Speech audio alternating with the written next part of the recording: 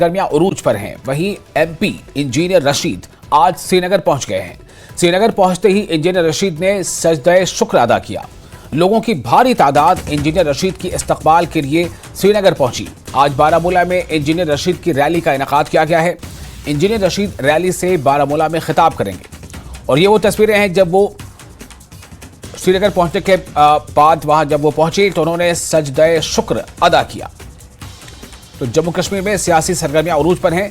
MP engineer Rashid के श्रीनगर पहुंचने से जो सियासी माहौल है वो काफी हद तक बदला हुआ नजर आ रहा है। श्रीनगर पहुंचते ही इंजीनियर रशीद ने सजदे शुक्र अदा किया। लोगों की भारी तादाद इंजीनियर रशीद के इस्तकबाल के लिए श्रीनगर पहुंची और आज इंजीनियर रशीद बारामूला में एक रैली करने वाले हैं और ऐसा माना जा रहा है कि इस रैली में काफी बड़ी तादाद में उनके जो हिमायती हैं, जो उनके समर्थक हैं, वो पहुंचेंगे। इंजीनियर रशीद, जी हां, काफी चर्चा में ये नाम रहा। लोकसभा का चुनाव इन्होंने जीता है बारामूला से और जब लोकसभा का चुनाव हो रहा था तब इंजीनियर रशीद लगातार जेल में थे।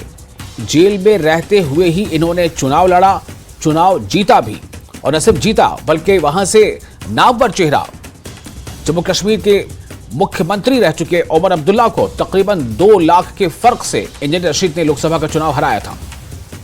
और अब इंजीनियर रशीद चूंकि इन्हें जमानत मिल चुकी है, हालांकि ये सशर्त जमानत है, यह मशरूत जमानत होगी। ये जमानत इन्हें 1 अक्टूबर तक मिली है। 2 अक्टूबर को इन्हें फिर सरेंडर करना होगा, लेकिन 1 अक्टूबर तक जो इनकी जमानत है तब तक चूंकि इन्हें चुनाव में इनकी पार्टी जो है अवामी इत्तेहाद पार्टी, इनकी पार्टी चुनाव में इनके कई उम्मीदवार मैदान में हैं, तो इन्हें जमानत इसलिए मिली है कि ये तशहीर कर सके।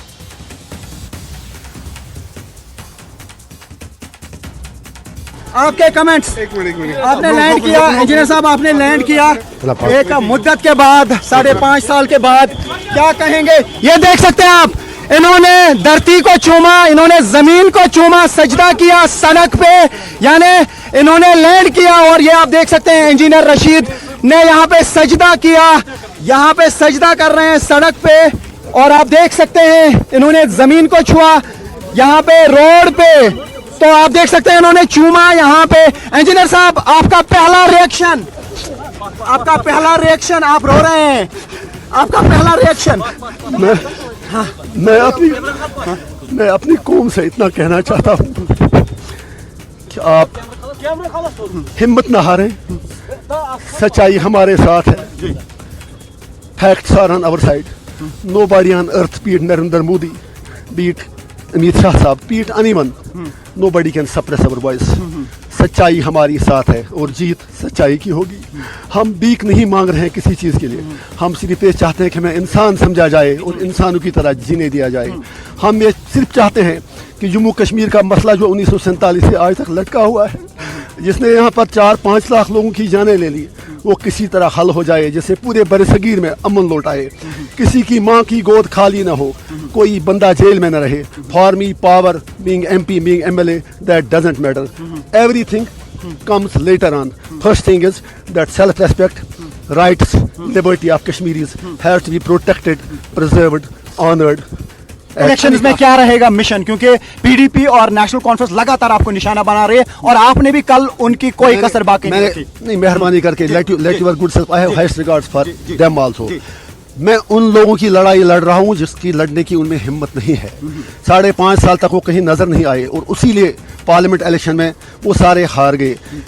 मुझे सिर्फ इतना कहना है, जो मेरी लड़ाई है, my fight is much more bigger than what PDP and MC are crying today. आप मेंबर पार्लियामेंट बनेंगे, उस पर आपका रिएक्शन तो जरूरी चाहिए। आपने 2 लाख वोट से उमर अब्दुल्ला को हराया। मेरी सिर्फ इतनी गुजारिश है, मुझे उमर साहब के हारने का कोई, उसके लिए कोई खुशी नहीं है, लेकिन इतना है कि जो मोदी जी के नया कश्मीर का नारा है, उसकी सारी हवा नॉर्थ कश्मीर के लोगों ने निकाल दी। नॉर्थ कश्मीर के लोगों को, पूरे कश्मीर के लोगों को मेरा हेड्स ऑफ, मेरा सलाम। और शायद अगर साउथ कश्मीर से भी हम या कोई और ऐसी आवाज़ आती तो शायद उससे भी बड़ा फैसला आता, या सेंट्रल कश्मीर से। कश्मीर का चप्पा चप्पा कुर्बानियों का मुजस्समा है। हम मोदी जी से कहते हैं हमसे ज़्यादा अमन की ज़रूरत किसी और को नहीं है, but peace will come at our conditions, not on your conditions. We don't want peace of a graveyard, we want a peace on a dignity. Thank you. शुक्रिया आपका। ये थे इंजीनियर रशीद ने यहाँ आते ही पहले सजदा किया, इस जमीन को चूमा, क्योंकि 5.25 साल के बाद इंजीनियर रशीद यहाँ पे पहुंचे हैं। तो ये वो मंजर है जो आप देख सकते हैं, कितने जज्बाती हो रहे थे engineer Rashid. Engineer Rashid jail में थे, उन्हें जमानत मिली है इसलिए कि चूंकि वो मेंबर पार्लियामेंट हैं और उनकी पार्टी है अवामी इत्तेहाद पार्टी, और उन्हें अपनी पार्टी के लिए तशहीर करना है।